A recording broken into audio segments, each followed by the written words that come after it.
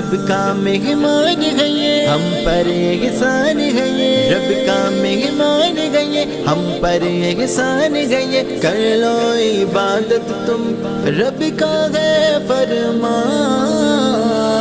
ये है नवीद रमज़ान, ये है नवीद रमज़ान, नवीद रमज़ान। ये है नवीद रमज़ान, ये है Naveed Ramzan. Bismillahirrahmanirrahim. Jibilal, you had a question. Yeah, I was just noticing the recent tensions that have kind of been developing in the Asian kind of subcontinent, and wanting to, I'm sure other people in the community would have been noticing these developments also. So I thought it would be good. I'd like to understand what's actually going on, and why. And Why is it always Asians? Man, it's always the Asians, isn't it? Why? They're just Asian invasion. That's what it is. It's Asian invasion, bro. No, on a serious note, why is it always Asians? I have no idea. You tell me. No, you're being racist there, aren't you? What? No, but Asianism isn't racism. you know what it is? Asians, like, they're very opinionated. Have you noticed? As a result of it, you get a lot of tensions that need to be released. Okay, fair enough. Like what? What do you mean exactly when you say tensions? Well, it's really political, I would say, at the moment. What I'm noticing is there's a difference. So one of the main reasons for these uprisings that we see is what we in the Western world would know as. So someone's not feeling well today. He's got an issue right now. Have you had your medication today? Is, as I was saying, Islamophobia. Yeah. We in the Western world would understand that to be Islamophobia. Back in our lands, they see it differently. He's still not feeling well, is he? But why do they see it differently?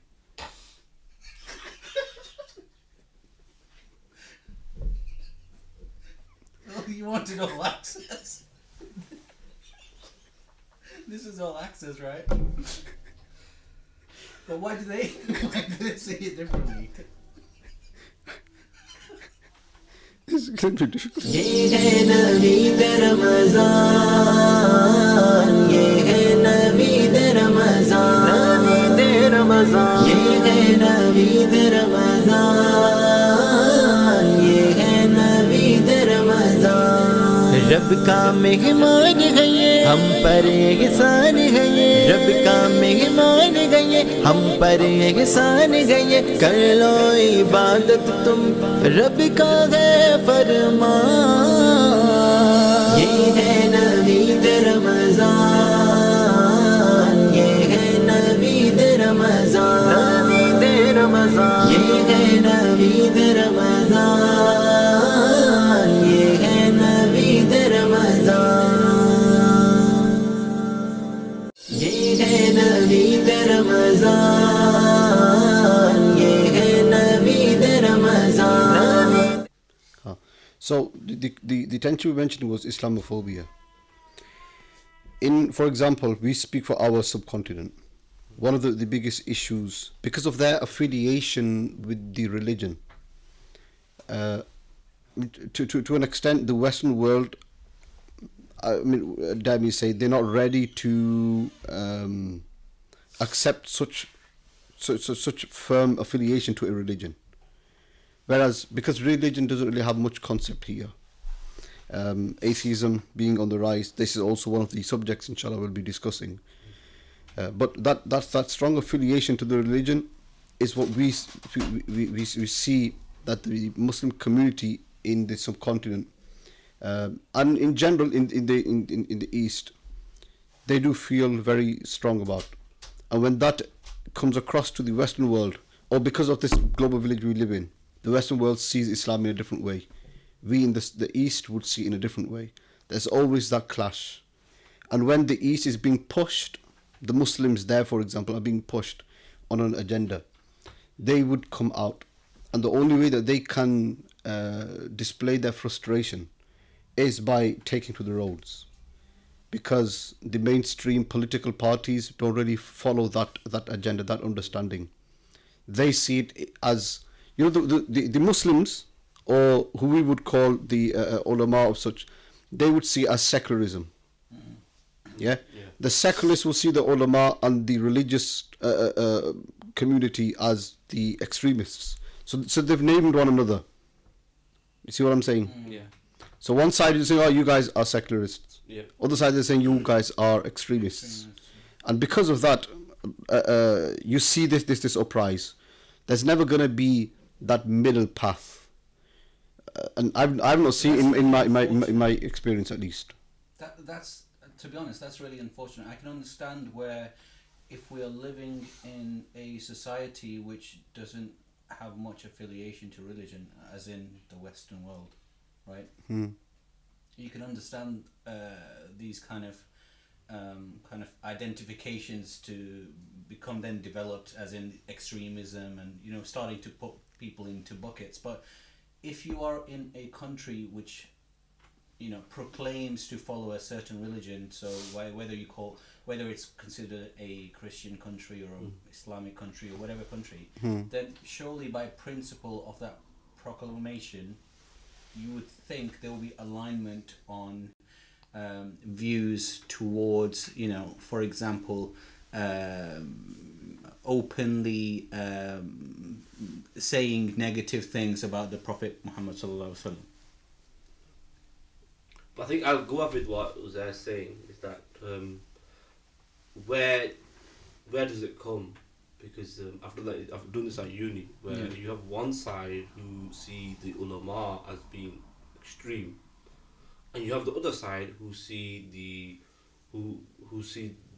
people who are not practicing Muslims as secularists. So where do you go? The thing is, it's very difficult for a person, for example, a bearded person, to walk down the street. If he's walking down the street, people look at him and say, "Look, Maulvi, another strict person, narrow-minded."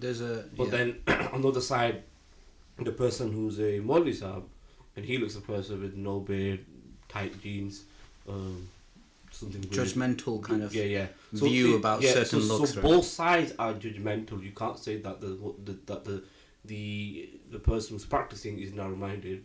Well, on the other side, the secular side, they're narrow-minded in their approach as well. So there's a narrow-minded perspective on both sides. That's within the community. What we mentioned here, Islamophobia on an international level. Yeah. That these uprisings we have, because to an extent, I believe the West has not really understood the strong affiliation Muslims have with their religion. That's true. And because of that misunderstanding, their conduct towards a Muslim is of what we see. Had we displayed or portrayed the message of Islam to them, and the intensity of our love for our religion, for our deen, especially our Messenger sallallahu alaihi wasallam. So whenever cartoons are made and such depictions come in media, you'll see Muslims voice their concerns throughout the entire globe. It's not just the East at that time then. For example, the Dutch cartoons, and then the France ones just recently. Now, what one of the situations rising, for example, in Pakistan right now, is where the community and the public have taken to the roads, because in demand for the French ambassador to be sent back to France, because of this horrible offence of the French government. Now, is it a fair demand, you reckon? Well, the thing is, I'm sure each side will have its opinions, wouldn't it? So, if you think from an Islamic perspective, any action that is specifically done to be as a disrespect to the status of the Holy Prophet Muhammad sallallahu alaihi wasallam is taken very, very seriously, and certainly. See, when you say both have opinions, But does that mean that they violate their right Well, to depict somebody, or even speak of somebody in such a manner? I think for that you need to understand is the Western culture before Yeah. you move on to this side. In the Western culture, for them to make cartoons or pictures of certain people is, for them, it's comedy. They find it as it's comedy for pictures to be made. For example, you would remember a few weeks ago where they made the Charlie Hebdo. They made cartoons of Meghan and the Queen. Yeah, but the community, they didn't agree to it, did they? Everyone spoke against it. Mainstream media actually shunned them down for doing such. Yeah. But where is that when it comes to, for example, the leadership of mainstream religions? Why is there that biasness? So if it's the Queen's pictures, I mean, mainstream media would condemn that. But when it comes to the religious leaders and pictures of such, where, you know, people have strong affiliations and they have their emotional attachments with them, why is there a blind eye to that? I think there's two. Why is there that prejudice, as you would say? Yeah, I think there's two things. One is essentially a misunderstanding of what freedom of speech means. I think freedom of speech, people are really don't understand what freedom of speech actually means, and they're using the term freedom of speech to be able to justify such actions. When you live in a multicultural society, as we do, it's very important to be considerate of people's beliefs, you know, and you know, things that they hold quite dear to their heart. Very quickly, if you start to justify saying whatever you would want behind this tag of freedom of speech, it will create tensions not only within a religious group, but I think overall within the overall society, as well as the international institutions or countries. Wouldn't you consider it to be one of the downfalls of Western democracy? One thing that they've probably left quite open is still in the grey. So freedom of speech, for example, is limited to when it comes to paedophilia, when it comes to racism. Yeah, you can't express every type of freedom, can you? You see somebody of a different color, you can't speak of them of such. The law limits you. There's some limitation. But the question Pedophilia, is, there's so many other cases where You're right. Yeah. but yeah. why when it comes to this aspect of religion, only upon a religion there's that leeway. They've left that gap, that window open, so that and it's not just a recent window that they've opened. They've seen year in, year out throughout the world that there will be tensions, affiliations that the Muslims, and not just one or two or 100 or 1,000. You're talking 1.5 billion Muslims that become concerned. And all of this is happening because you've left that window open for religion to be targeted under the banner of freedom of speech. the question is, you know, you're talking about racism. Would you consider dishonoring a certain person of religion, a high person of religion, to dishonor them? Would that be racism?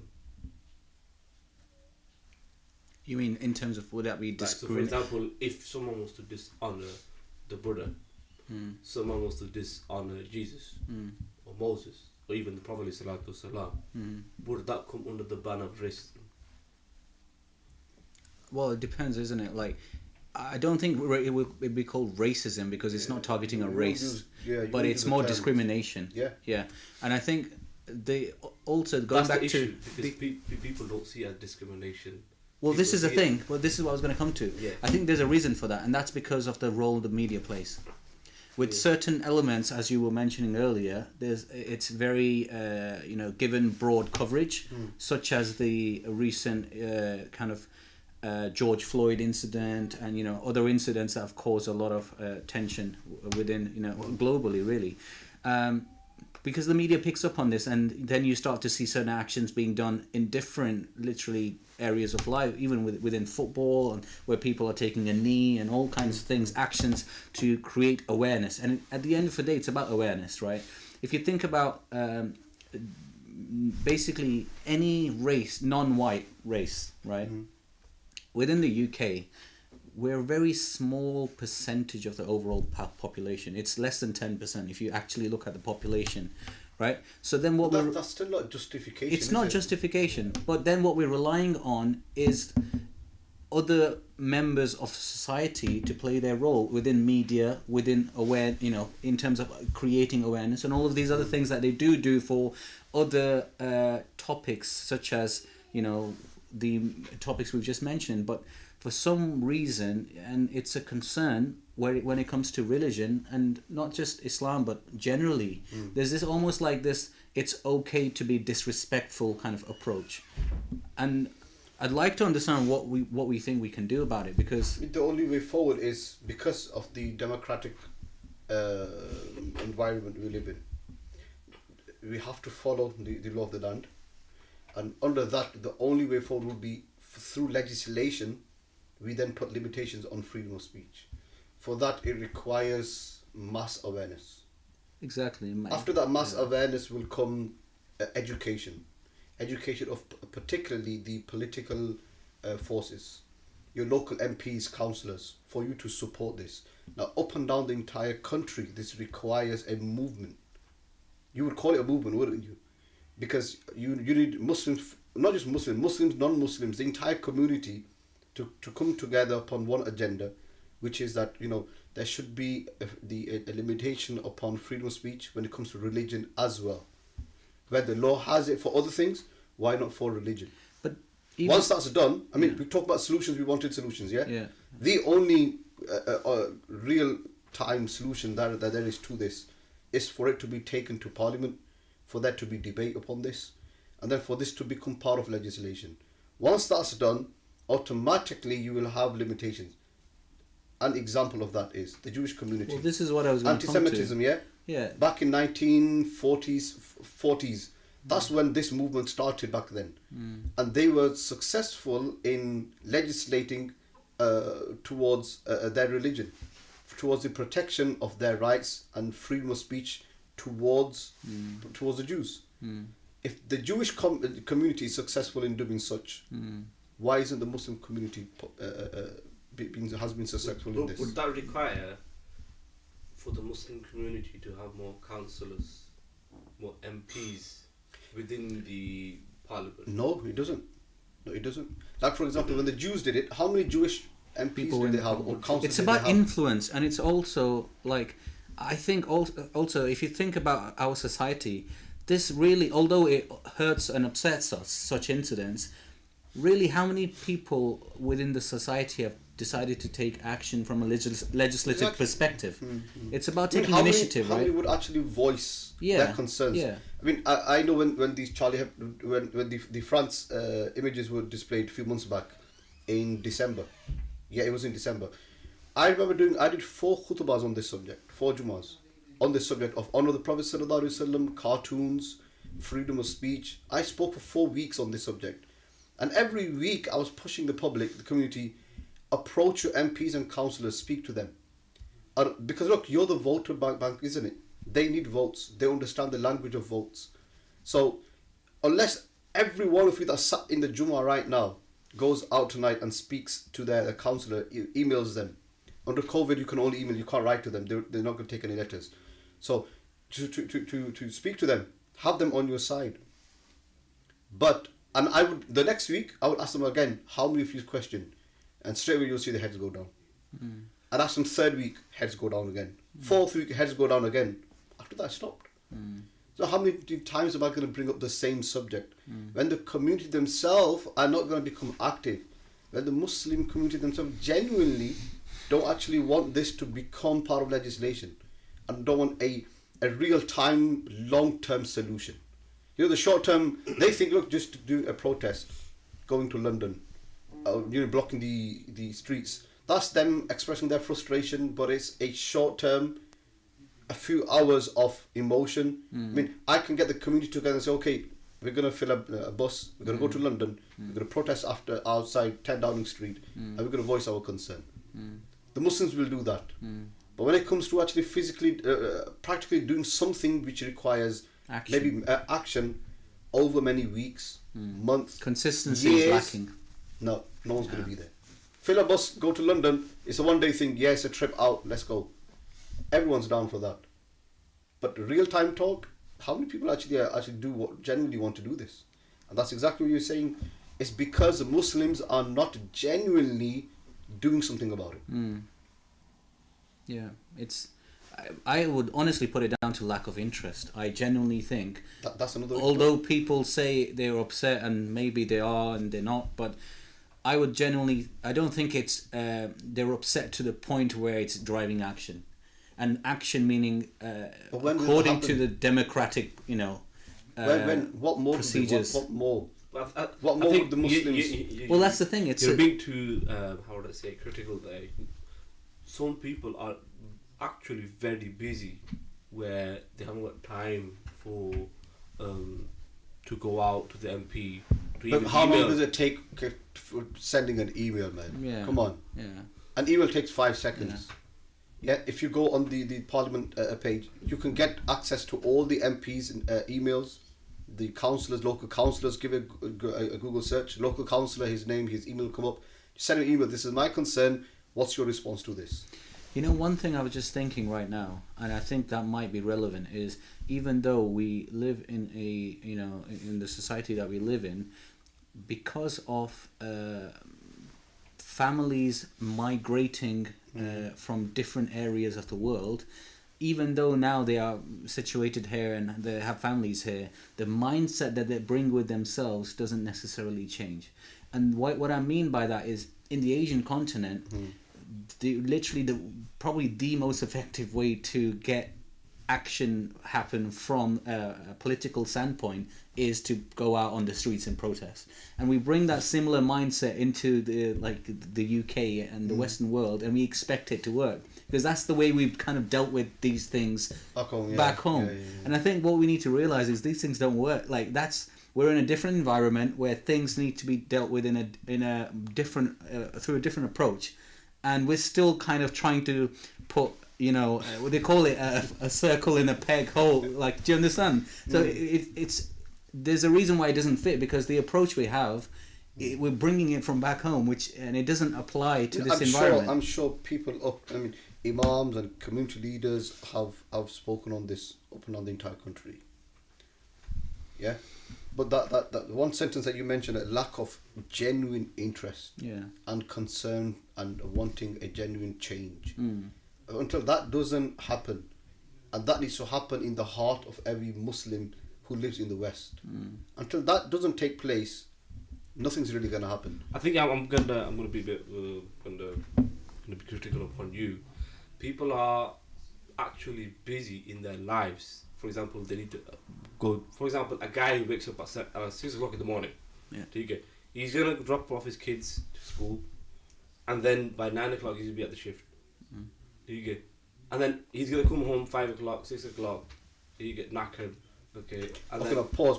I know which direction you're gonna go in. Okay. Let me stop you there. Look, if I need a small extension done on my house, I'll contact my counsellor straight away. You'll make time. I still go to school to drop my kids off. I still do the shopping. I still have to pay the bills. But I'll send that email because I want my local counsellor's support, because I want to build a Dawah. There's there's research done on this, and the conclusion is work contracts and expands based on the amount of time you have to do it. Which means that even if you have a lot of work to do within a small period of time, you will find a way when you have to do it. You'll find a way. Exactly. So I think the saying that, because everyone's busy, in that way everyone can say we're busy so we don't need to pray, or we're busy so we don't need to give charity. I think we're running a lot short of time as well, yeah? I think it all leads down to, for the main solution is, until Parliament doesn't define Islamophobia, we're going to be stuck here. And that's the reality of it. Until we don't get to that solution, we're going to be stuck there. And we're going to need people to come out and email their MPs and whoever. Okay, it requires a mass movement. I mean, and coming to the one point, if the Muslims, just like we become so affiliated to our religion in the month of Ramadan, and alhamdulillah we do so, it's a sign of Iman, isn't it? That in other aspects needs to be shown as well. But it's a long discussion, Islamophobia. Yes, We could probably continue requires this, another session on another this. session on this. Yeah. Maybe get some specialist legal advice on this as well. Yeah, Get a legal expert in. yeah. A barrister or a lawyer for the program, Yeah. for the podcast. Some other day, I guess so. Yeah. Yeah. Chalo guys, thank you very much. Jazakallah. Barakallah. Assalamu alaikum. ये है नवीद रमज़ान, ये है नवीद रमज़ान, नवीद रमज़ान, ये है नवीद रमज़ान, ये है नवीद रमज़ान। रब का मेहमान है ये, हम पर एहसान है ये। रब का मेहमान है ये, हम पर एहसान है ये। कर लो इबादत तुम, रब का है फरमान। ये है नवीद रमज़ान, ये है नवीद रमज़ान, नवीद रमज़ान, ये है नवीद